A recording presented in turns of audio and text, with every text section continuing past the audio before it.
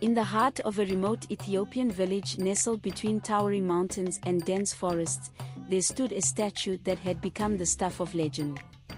The villagers called it Ubekel, the Cursed One. The statue, carved from dark stone, depicted a man frozen in a moment of fear, his eyes wide and mouth agape as though he had been caught in the grip of an unimaginable terror. The elders spoke in hushed tones of a time long ago when Ubekel had been a living man, a respected warrior named Kabeda. Kabeda was known throughout the land for his bravery and strength, but he was also known for his pride. One day, a mysterious woman arrived in the village, cloaked in red and adorned with jewelry that shimmered like the stars. She was a jinxed, a sorceress, who had come to seek refuge from the dangers of the wild. The villagers, fearful of her power, offered her shelter. But Kabeda, blinded by his arrogance, mocked her and questioned her abilities. In her fury, the sorceress cursed him, declaring that he would turn to stone and stand as a warning to all who dared defy the spirits. The villagers watched in horror as Kabeda's skin hardened, his muscles stiffened, and his body became cold as stone. From that day on, the statue stood in the center of the village, a permanent reminder of the sorceress's wrath. Generations passed, and the story of Ubekel became part of the village's folklore. The villagers avoided the statue, fearing the curse that lingered around it. The statue's stone eyes seemed to follow anyone who dared come too close, and at night, some claimed to hear faint whispers carried on the wind. One day, a traveler named Fikru arrived in the village. He was a wanderer, dressed in tattered clothes and carrying only a small bag.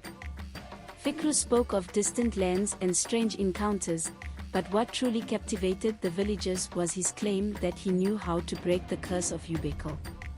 "I have traveled far and wide," Fikru said, his voice smooth and confident. "I have seen many wonders, and I have learned many secrets.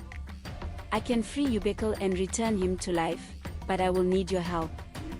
The villagers, desperate to rid themselves of the cursed statue, agreed to follow Fikru's instructions. He gathered them around the statue and instructed them to bring the rarest herbs from the forest, the purest water from the mountain spring, and the hottest embers from the village fire. They obeyed, and under Fikru's guidance, they prepared a ritual to break the curse.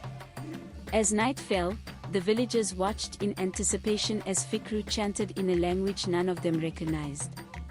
The air grew thick with tension, and the flames of the fire flickered unnaturally. Fikru's voice rose, and the statue began to tremble. Cracks appeared in the stone, and the villagers gasped as the figure of Kabeda slowly emerged from the shell of rock. But as Kabeda's stone prison crumbled, the villagers noticed something terrifying: their own skin began to harden. Panic spread as one by one, they felt their bodies turning cold and stiff. Fikru's chant turned into laughter, a sound that echoed through the night like a sinister wind. In a cruel twist of fate, the villagers realized the truth too late. Fikru was not a mere traveler but the jinxed herself, disguised and seeking vengeance. As the villagers turned to stone, their frozen expressions mirrored the terror that had once been Kabeda's. And in the center of the village, Fikru stood triumphant, surrounded by her new statues, a village of stone, cursed for all eternity.